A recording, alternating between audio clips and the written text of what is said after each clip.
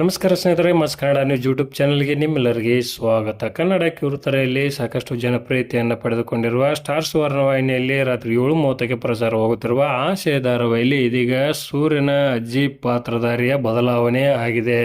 ಇದಕ್ಕೆ ಕಾರಣವಾದರೂ ಏನು ಮತ್ತು ಹೊಸದಾಗಿ ಬಂದ ಲಕ್ಕಿ ಯಾರು ಎಂಬುದನ್ನು ಇಂದಿನ ವಿಡಿಯೋದಲ್ಲಿ ತೆಗೆದುಕೊಂಡು ಬರೋಣ. ಮೊದಲ ಬಾರಿಗೆ ನಮ್ಮ ವಿಡಿಯೋ ನೋಡ್ತಿದ್ದರೆ ಫ್ರೀಯಾಗಿ ಸಬ್ಸ್ಕ್ರೈಬ್ ಮಾಡಿಕೊಳ್ಳಿ, ಪಕ್ಕದಲ್ಲಿರೋ ಬೆಲ್ಲೈಕನ್ ಮೇಲೆ ಪ್ರೆಸ್ ಮಾಡಿ. ನೀವು ಸಹಿತ ಆಸೆ ಧಾರಾವಾಹಿಯನ್ನು ಇಷ್ಟಪಡುವುದಾದರೆ ಈ ವಿಡಿಯೋಕ್ಕೆ ತಪ್ಪದೇ ಬಂದು ಲೈಕ್ ಮಾಡಿ.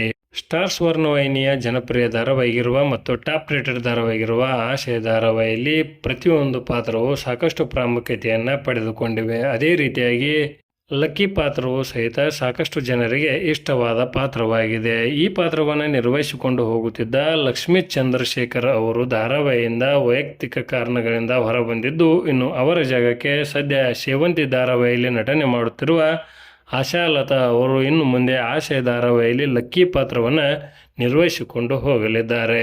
ಲಕ್ಕಿ ಪಾತ್ರವು ಆಸೆ ಧಾರಾವಾಹಿಯಲ್ಲಿ ಕಾಯಂ ಆಗಿ ಇರುವುದಿಲ್ಲ. ಅತಿಥಿ ಪಾತ್ರವಾಗಿರುವ ಕಾರಣಕ್ಕಾಗಿ ಕೆಲವೊಂದಿಷ್ಟು ಸಂಚಿಕೆಗಳಲ್ಲಿ ಅವರು ಬಂದು ಹೋಗುತ್ತಿರುತ್ತಾರೆ. ಆದರೂ ಸಹಿತ ಮೊದಲಿನ ಲಕ್ಕಿ ಪ್ರೇಕ್ಷಕರಿಗೆ ಇಷ್ಟವಾಗಿದ್ದರೂ ಪಾತ್ರದ ಬದಲಾವಣೆ ಆಗಿರುವುದು ಪ್ರೇಕ್ಷಕರಿಗೆ ಬೇಸರವನ್ನುಂಟು ಮಾಡಿದೆ ಎಂದೇ ಹೇಳಬಹುದು.